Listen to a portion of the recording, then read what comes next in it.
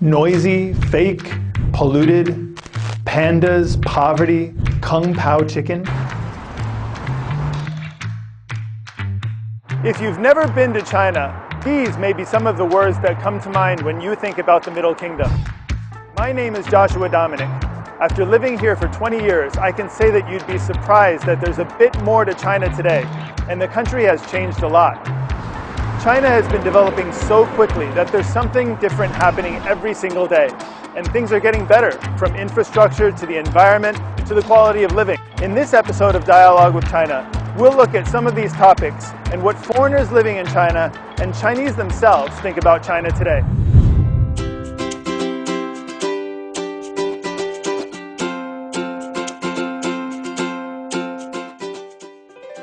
觉得中国人可能在存钱方面太过固化的理念，可能认为中国人的素质比较低。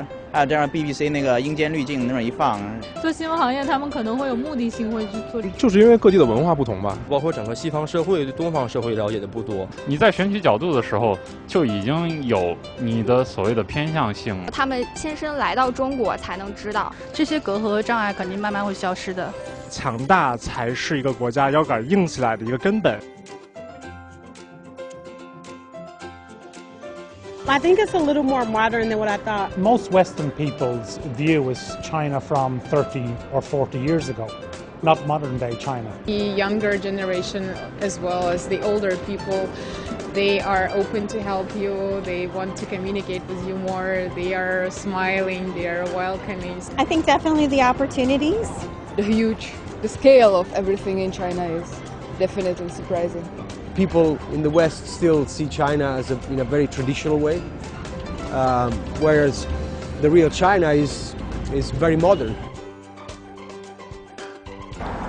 So after living in a place for a while, you might find out that it's not quite what you first expected. Today we're going to visit with a British musician working here in Beijing to see what he has to say. Let's go. Hey Sean. Hey Josh. How's it going? Good to see you. Good. How are you? Too. Good. Wandering through the heart of Yunnan, looking for a new adventure. High up on the cloudy mountain.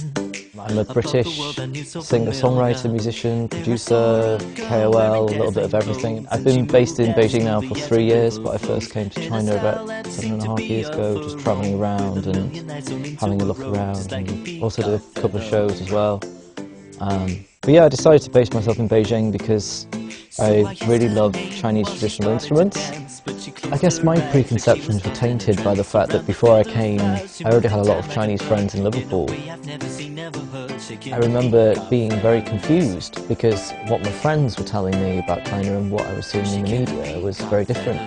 Or I should say, even in the media, it was conflicting as well. You know, you had these images of futuristic-looking cities and dirty rivers, heavily polluted lakes and dying wildlife and things like that, and it's like one image and the other just don't match in my head.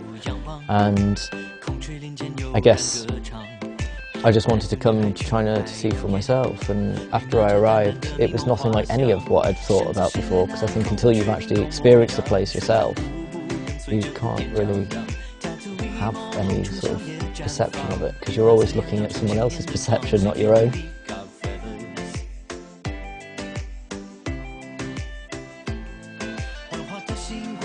So a lot of people ask, what's China really like? It really depends on your perspective. I've been in China 20 years. I've seen a lot of change, things that have come and gone. There's something new every day, whether it's infrastructure like high-speed rail and subway lines, whether it's cultural activities, whether it's what you can buy in the stores, or even the environment.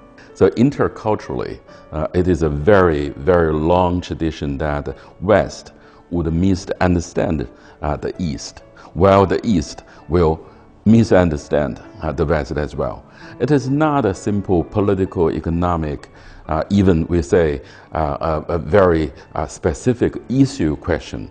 It has a long tradition.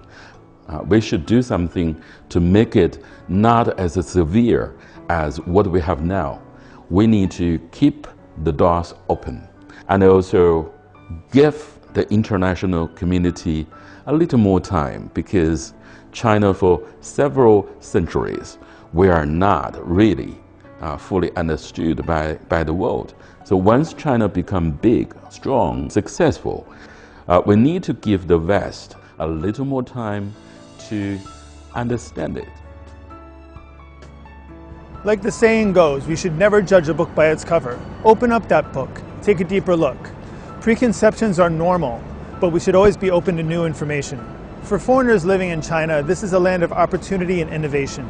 It's developing so quickly and in a way all its own. We should stay open and inclusive, creating a dialogue that promotes mutual respect and understanding.